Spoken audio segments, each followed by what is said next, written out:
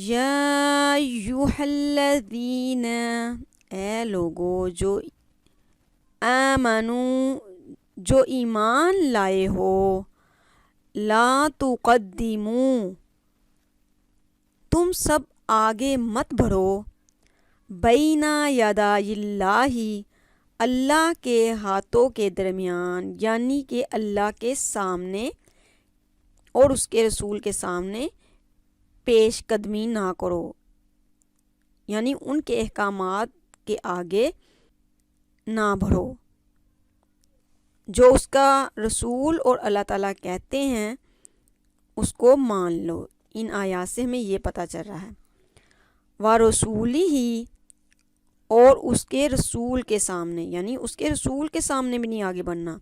وَاتَّقُوا اللَّهَ، اور تم سب ڈرو، کس سے؟ اللہ سے۔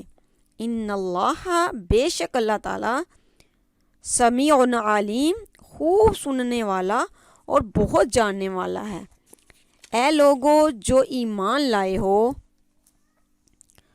اللہ اور اس کے رسول کے آگے پیش قدمی نہ کرو، اور اللہ سے ڈرو، اللہ سب کچھ سننے اور جاننے والا ہے۔